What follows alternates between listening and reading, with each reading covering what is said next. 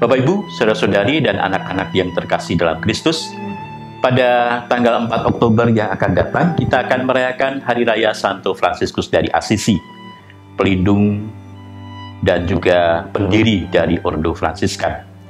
Untuk itu, maka kita akan mempersiapkan diri dengan mendoakan novena Santo Fransiskus Assisi selama 9 hari, supaya kita bisa mengenal siapakah Santo Fransiskus Assisi yang akan kita doakan novenanya. Maka perkenankanlah saya bercerita tentang riwayat singkat hidup Santo Fransiskus Assisi.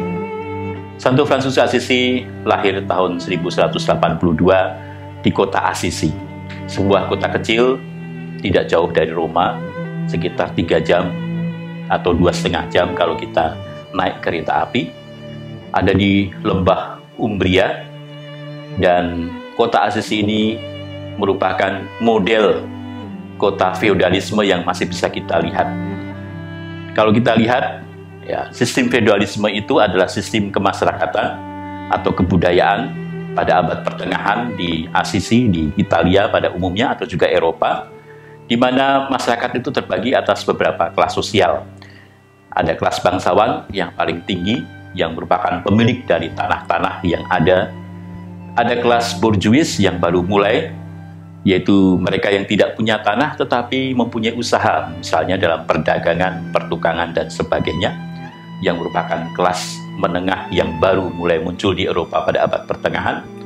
Dan juga ada kelas petani, mereka yang tidak punya tanah tapi bekerja di tanah-tanah milik para bangsawan itu, sebagai kelas yang paling miskin karena mereka tidak punya apa-apa dan hanya bekerja. Lalu hasilnya nanti harus dibagi sebagian besar untuk para bangsawan sebagai pemilik tanah. Fransiskus Assisi sendiri lahir dari kelas borjuis karena bapaknya adalah seorang pedagang kain yang terkenal di Assisi. Fransiskus Assisi sebagai anak orang kaya tumbuh berkembang jadi anak yang banyak temannya, karena Fransiskus memang orangnya murah hati, sehingga apapun yang dimaui temannya, mari kita bikin pesta, Fransiskus biayai semua pesta-pesta itu. Sehingga boleh dikatakan Fransiskus menjadi pemimpin geng pada masanya, pada masa mudanya. Tapi kemudian, seperti anak muda pada umumnya pada waktu itu, cita-cita mereka tentu saja ingin mempunyai kehidupan yang luar biasa. Bagi anak-anak di kelas menengah, apalagi kelas bawah, tentu punya keinginan bagaimana menjadi bangsawan. Tetapi tidak mudah, karena ya yang lahir sebagai bangsawan yang bisa jadi bangsawan.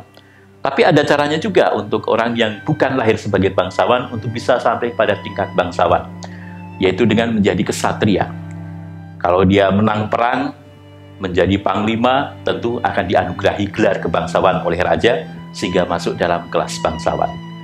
Maka ayah Fransiskus, Pietro Bernardone, yang punya istri seorang bangsawati, Donna Pica, menginginkan agar Fransiskus juga bisa jadi kesatria dan nanti bisa jadi bangsawan.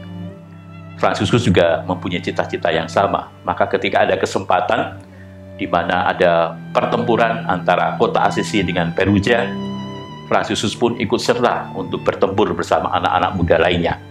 Sayangnya dalam pertempuran Assisi kalah, sehingga Fransiskus dengan beberapa temannya terpaksa dipenjara di Perugia. Tapi karena ayahnya orang yang kaya, dia bisa menebus Fransiskus, dan Fransiskus bisa pulang ke rumah meskipun dalam keadaan yang sakit. Sewaktu sakit inilah Fransiskus mulai berpikir bagaimana kehidupannya terasa hampa, karena cita-citanya ternyata menghasilkan pengalaman-pengalaman yang tidak enak. Peperangan ternyata bagi Fransiskus itu sesuatu yang membuat kita menderita. Bukan hanya mereka yang menang, tapi mereka yang kalah apalagi. Jadi semuanya pasti menderita. Dan kemudian Fransiskus mulai merasa bahwa hidupnya harus berubah, tapi dia tidak tahu bagaimana harus berubah.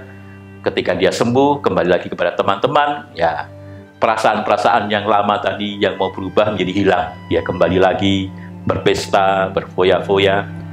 Dan ketika ada lagi tawaran untuk ikut dalam pertempuran, kali ini ada seorang bangsawan yang akan pergi ke Tanah Suci untuk ikut berperang salib. Dan Fransiskus diundang juga kalau mau menjadi kesatria untuk ikut dalam perang itu. Tapi akhirnya Fransiskus mengikuti bangsawan itu, tapi pada saat dia berhenti untuk beristirahat dalam perjalanan di Spoleto, dia bermimpi. Dalam mimpinya itu, Tuhan mengatakan, Fransiskus, siapakah yang harusnya diikuti? Tuhan atau hamba? Dan Fransiskus mengatakan, tentu saja Tuhan. Tapi suara itu mengatakan lagi, kenapa kamu ikut hamba? Lalu Fransiskus mengatakan, apa yang harus kuperbuat? Kemudian Tuhan mengatakan, kembalilah ke Assisi. Dan kembali ke Assisi sebenarnya bukan hal yang mudah. Mengapa?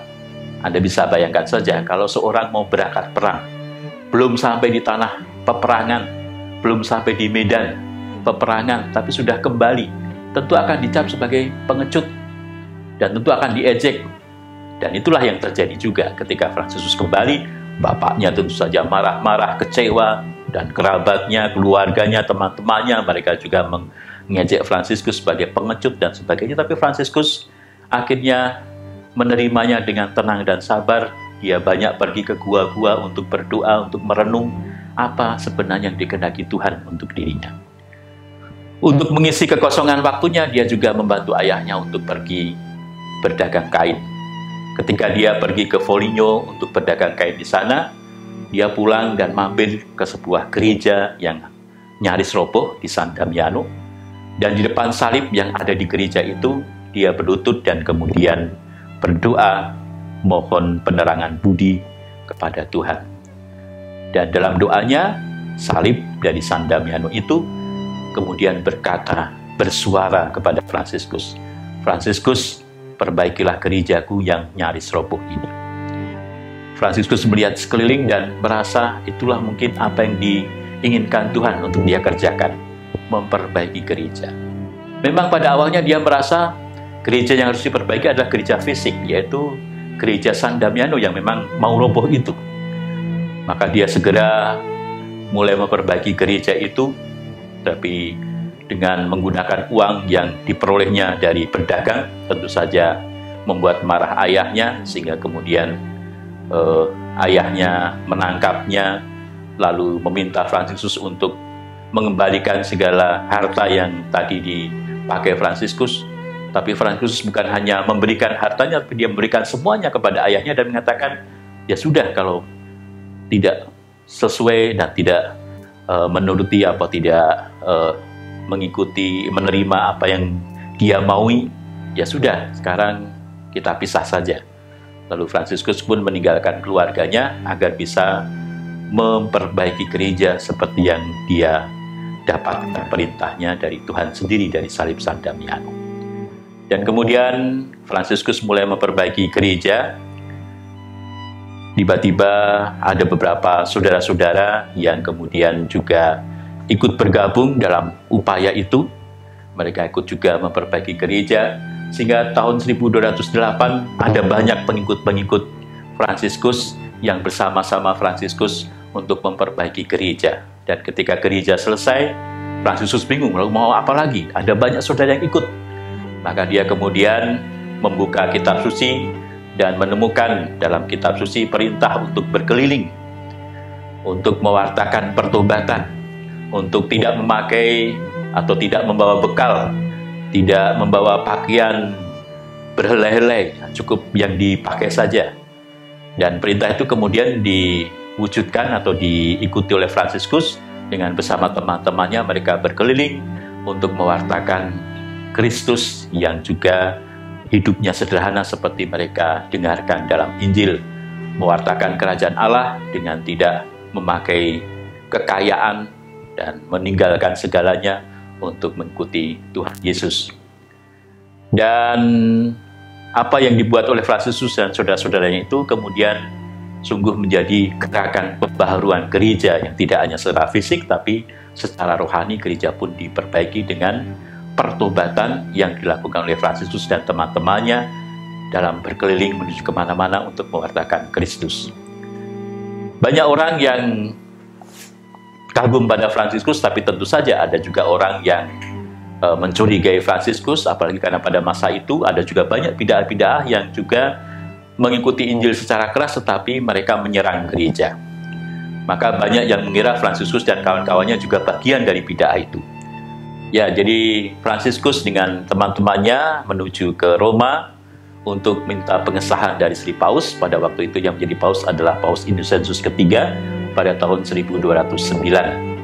Paus ketika menerima Fransiskus pada mulanya ya tidak memahami apa yang dimaksudkan Fransiskus, karena Fransiskus hanya memberikan kutipan-kutipan Injil yang mau dilaksanakannya. Para kardinal juga tidak setuju sehingga mereka pada awalnya diusir. Tapi pada malam harinya Paus Innocentius ketiga bermimpi bahwa gereja Lateran, di mana Paus bertahta pada masa itu, karena pada waktu itu belum ada Vatikan seperti sekarang, jadi Paus masih bertahta di Lateran. Jadi gereja Lateran dilihat Paus dalam mimpi itu hampir rubuh, tapi di mimpi ada orang yang menopangnya sehingga tidak jadi rubuh. Dan orang yang menopang itu ternyata adalah Fransiskus Assisi. Maka pagi harinya kembali Fransiskus dipanggil untuk kemudian Bapak Suci merestui Ordo Fransiskan ini berdiri, dan kemudian minta Fransiskus dan teman-temannya untuk pergi mewartakan pertobatan ke seluruh penjuru gereja supaya gereja bisa diperbaharui dengan pertobatan yang diwartakan oleh Fransiskus dan teman-temannya. Dan kemudian Fransiskus mulai mewartakan pertobatan kemana-mana, tidak hanya di Assisi, tapi juga sampai ke seluruh Italia. Dan pewartaannya begitu memukau banyak orang, termasuk ada seorang bangsawati yang terpukau dengan pewartaan Fransiskus, yaitu Santa Clara. Santa Clara bergabung tahun 1212, dan kemudian dia mendirikan atau bersama Fransiskus memulai sebuah ordo wanita yang kontemplatif, yaitu Ordo Santa Clara, yang pada awalnya oleh Fransiskus mereka diminta untuk tinggal dan hidup membiara di gereja San Damiano, sampai kemudian nanti Fransiskus dan Clara meninggal, baru kemudian para suster Claris ini berpindah dari San Damiano. Tetapi pada awalnya mereka mulai di gereja San Damiano ini. Dan tidak hanya di Italia, tapi juga Fransiskus pergi sampai keluar Italia. Dia bahkan sampai ke Mesir. Tahun 1219, Fransiskus pergi ke Mesir.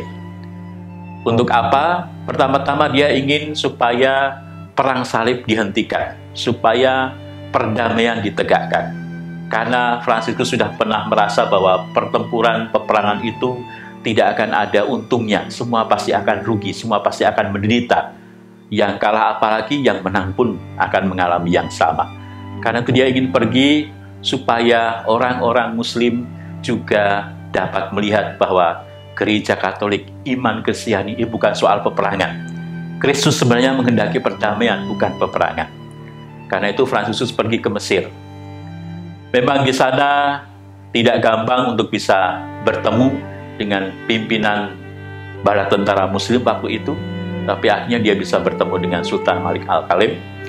Dan dalam pertemuan itu kemudian memang ya Fransiskus bisa berbincang-bincang, berdialog dengan Sultan, dan Sultan bisa menerima Fransiskus dengan tangan terbuka. Dia kagum juga akan Fransiskus, dan dia juga bisa memahami bahwa ternyata iman Kristiani bukan pertama-tama kejam seperti yang ditunjukkan oleh para tentara Katolik dalam perang salib, tapi juga sebenarnya iman itu lebih membawa cinta kasih seperti yang dihadirkan oleh Fransiskus. Maka dari dialog ini kemudian terjadi kesepakatan. Fransiskus meminta supaya Sultan bisa berdamai dengan tentara perang salib, tetapi ternyata dalam perundingan selanjutnya Fransiskus tidak didengarkan sehingga perdamaian itu tidak terjadi. Akhirnya mereka tetap bertempur, tetapi paling tidak Fransiskus sudah mendapat teman, yaitu Sang Sultan, yang kemudian memberi izin kepada Fransiskus dan teman-temannya kalau mereka mau datang untuk berziarah, mereka akan dilindungi oleh tentara Sultan. Karena pada waktu itu Yerusalem dan sekitarnya itu dikuasai oleh tentara Muslim. Tetapi Fransiskus dengan teman-temannya diperbolehkan untuk berziarah sampai ke situ, dan siapa saja yang dikawal oleh para Fransiskan bisa berziarah sampai ke Tanah Suci pada masa itu, sehingga kemudian dari saat itulah sampai sekarang para Fransiskan mendapat tugas dan kepercayaan oleh gereja untuk memelihara atau menunggu atau menjaga Tanah Suci. Karena sudah dimulai pada zaman Fransiskus, mereka mendapat izin juga dari Sultan untuk bisa pergi dan tinggal di tempat-tempat di mana dulu Yesus berada. Nah, kemudian Fransiskus kembali ke Italia dalam keadaan yang sakit karena mungkin kecapean, tapi juga mungkin padang pasir yang begitu terang membuat Fransiskus pulang dengan lemah dan sakit. Matanya sudah kabur, tidak bisa melihat banyak. Dan ketika pulang, meskipun apa yang dicita-citakannya itu perdamaian tidak terjadi, tapi dia membawa banyak kenangan dalam hatinya, Tanah Suci yang begitu indah. Dan dia kemudian sampai di Italia, kemudian mengatakan bahwa Tanah Suci itu tidak hanya di Yerusalem, tapi semua tempat di mana Kristus diluhurkan adalah sebuah Tanah Suci. Maka dia mencoba untuk menghadirkan kembali Tanah Suci pada saat Natal, yaitu dengan membuat gua Natal yang pertama kali di Gresio. Di situ Fransiskus pada masa Natal, pada perayaan Natal, minta supaya di gua itu orang-orang dikumpulkan, lalu kemudian ada orang yang jadi Maria, Yusuf, ada kambing, domba, sapi dimasukkan ke kandang itu, supaya orang bisa merasakan bagaimana saat Yesus dulu hadir di dunia dengan situasi binatang-binatang yang ada di sekitarnya karena dia lahir di gua, lahir di kandang hewan. Dan itulah Fransiskus menghadirkan Yerusalem, menghadirkan Bethlehem di Italia, dan kemudian menjadi tradisi yang dilanjutkan sampai sekarang. Kalau kita merayakan Natal, kita membuat kandang Natal untuk mengenangkan bagaimana Yesus lahir. Dan setelah peristiwa Gresio itu, Fransiskus semakin lemah. Kemudian pada tahun 1226, pada bulan September, dia mengajak Leo, saudaranya atau temannya, pengikutnya, untuk menyepi ke Gunung Laverna. Di situ dia merenung dan dia merenungkan ketika Yesus disalib dan mohon sukacita apalah yang dirasakan Yesus ketika dia harus menyerahkan nyawanya di kayu salib. Dan ternyata Yesus pun mengabulkan cita-cita Fransiskus untuk bisa merasakan apa yang dirasakan Yesus ketika Yesus menyerahkan nyawanya demi cintanya kepada kita semua di kayu salib. Dan pengalaman itu kemudian melahirkan dalam diri Fransiskus luka-luka Yesus. Itulah untuk pertama kalinya ada orang yang dianugerahi luka-luka seperti Yesus. Yang kemudian setelah Fransiskus, ada banyak orang kudus juga yang kemudian mengalami luka-luka Yesus, termasuk yang terakhir Padre Pio dari Italia yang juga mengalami luka-luka Yesus. Jadi pertama kali Fransiskus itulah yang mendapatkan kelima luka Yesus, ada di tangannya, di kakinya, dan juga di lambungnya, yang selalu mengeluarkan darah dan air, khususnya pada saat hari Jumat, pada saat peringatan Yesus wafat di salib. Dan hal itu menambah lemah diri Fransiskus, sehingga pada akhirnya tanggal 4 Oktober Fransiskus dipanggil Tuhan. Wafatnya kemudian dirayakan oleh gereja sebagai Hari Raya Santo Fransiskus Assisi. Itulah sekilas riwayat hidup Santo Fransiskus Assisi, dan kita bisa lebih mengenal Fransiskus, khususnya nilai-nilai yang diperjuangkannya, warisan spiritual yang diberikannya kepada kita melalui novena yang akan kita doakan selama 9 hari berturut-turut sampai nanti kita merayakan Hari Fransiskus pada tanggal 4 Oktober. Saudara, selamat berdevosi dan selamat meneladani apa yang sudah diwariskan oleh Fransiskus dalam kehidupan kita. Terima kasih.